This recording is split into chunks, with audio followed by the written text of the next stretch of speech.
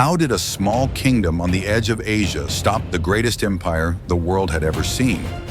How did wooden stakes hidden beneath a muddy river become the weapon that shattered the Mongol dream of conquest?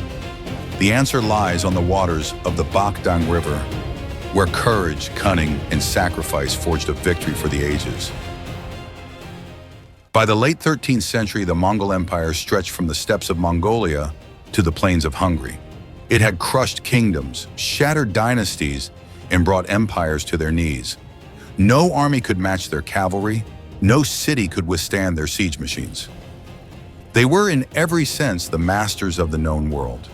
Yet in the humid jungles and winding rivers of Southeast Asia, the Mongols faced something they had not expected: a people who refused to bow.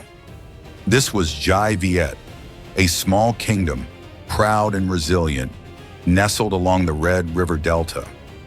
For generations, it had fought to preserve its independence against powerful neighbors. Its leader in 1288 was Tran Hung Jiao, a general whose mind was as sharp as his sword, and whose will matched that of the greatest conquerors in history. The Mongols had invaded twice before. In 1258, they stormed Jai Viet, but the Vietnamese withdrew, lured them deeper, and then struck back. In 1285, the Mongols returned with overwhelming force under Prince Togon, son of Kublai Khan himself. Again, Jai Viet resisted, retreating strategically, leaving nothing but scorched earth for the invaders. The Mongols won ground, but they could not hold it.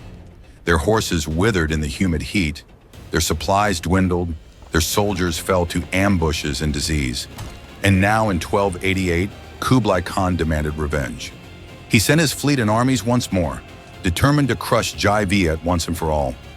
The Mongols marched with confidence. They carried with them the memory of conquest across Asia and Europe. But Tran Hung Jiao had prepared. He knew the terrain. He knew the rivers, the tides, and the traps that could turn strength into weakness. The stage was set for a confrontation unlike any other. On the waters of the Bakdang River, the fate of a nation in the limits of empire would be decided. Tran Hung Jiao knew that he could not defeat the Mongols in open battle. Their numbers were too great, their cavalry too swift, their archers too deadly. But on the rivers, there he held the advantage. The Bakdang River was no ordinary waterway. Its tides rose and fell with relentless force, swallowing banks and exposing mudflats within hours. For a man of vision, the river itself could be a weapon, and so the general devised a plan worthy of legend. Thousands of sharpened wooden stakes were driven deep into the riverbed, their tips hidden beneath the water at high tide. When the tide receded, they would rise like a forest of spears, impaling any ship caught in their grasp. To the Mongols, the river would seem safe, but beneath the surface, death waited. This was only part of his design. Tran Hung Jiao arranged his forces with care. Light warships would harass the Mongol fleet, then retreat, drawing them deeper into the Bakdang. Ambushes lined the shores, hidden among reeds and trees, ready to strike when the enemy faltered. Every movement, every feigned retreat, every flaming arrow had its place in the grand design. It was not brute strength that would bring victory, but patience, precision, and cunning. While the Mongols believed they pursued a fleeing enemy, they would in truth be marching into a grave of water and fire. The stage was set not just for a battle, but for a masterpiece of strategy, one that would echo through the centuries.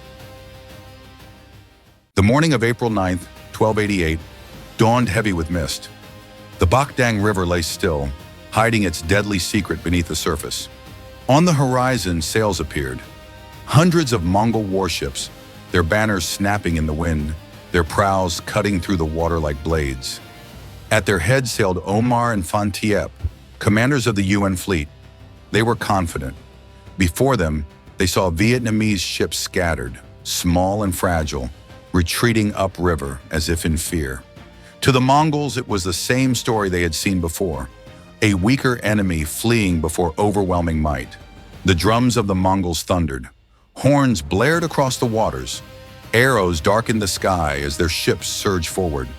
The Vietnamese played their part perfectly, Light warships darted in, loosing volleys of arrows, then broke away, vanishing into the winding channels. The Mongols gave chase, shouting in triumph, their larger vessels plowing deeper into the Bakdang. The battle roared to life. Arrows whistled, striking shields and sails.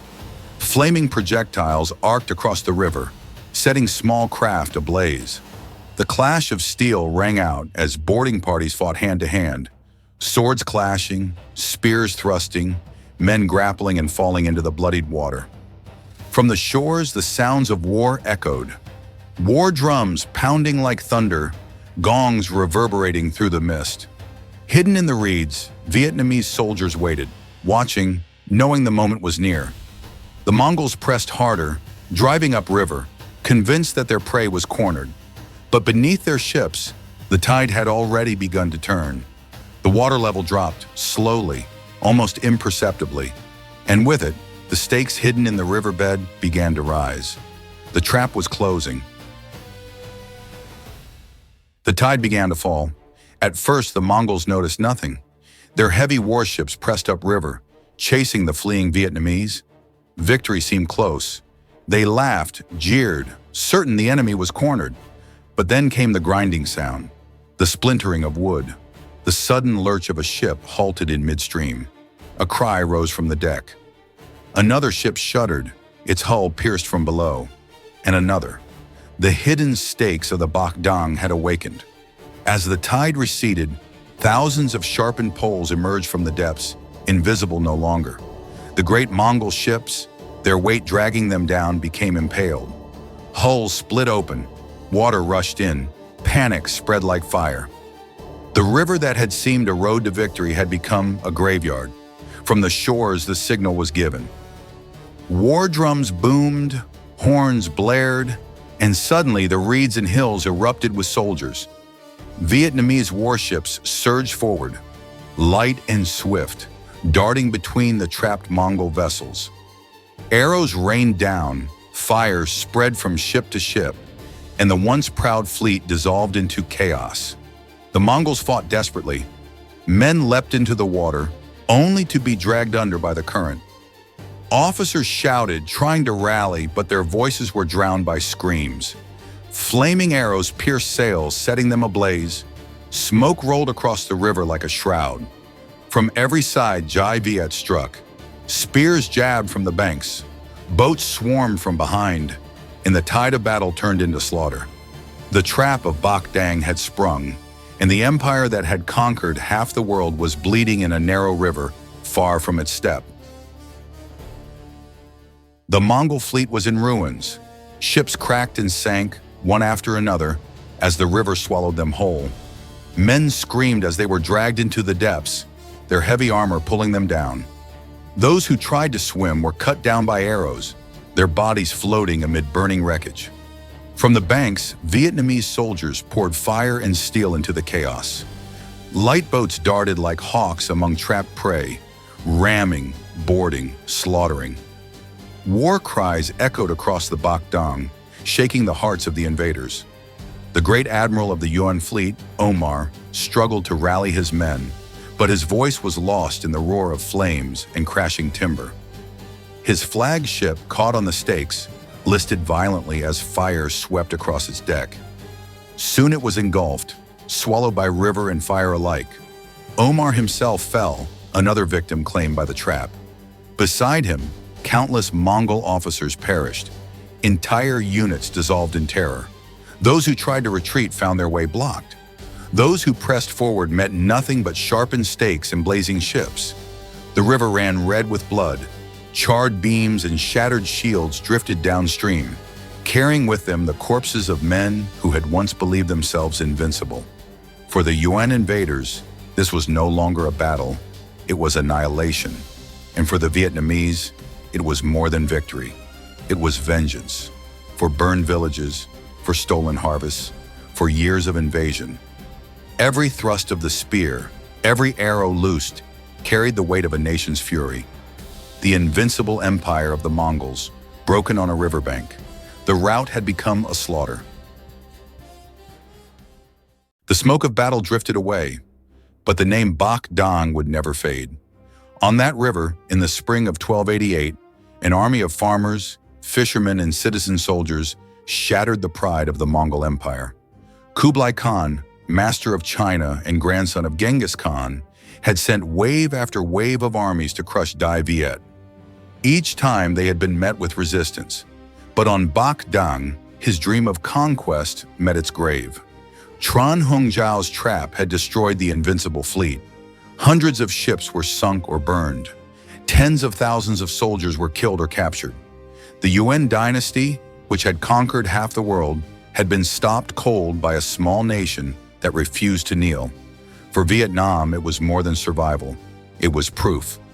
Proof that courage, unity, and brilliant strategy could triumph over brute strength. It was a declaration that freedom was worth any price, that a people fighting for their homeland could defeat the mightiest empire on earth. The victory echoed through generations. It became a symbol of national spirit, of resilience, of defiance against tyranny. Songs, poems, and legends carried the memory of the stakes hidden in the river, of the flames on the waves, of the cries of men who fought not for conquest, but for their land and their families. And so, the Bak Dang stands eternal. A river of blood, a river of fire, a river of freedom. It reminds the world that no empire is invincible. And it reminds Vietnam that the strength of a united people can change the course of history. The Mongols came as conquerors, they left as broken invaders, and Dai Viet endured, stronger, freer, unbowed.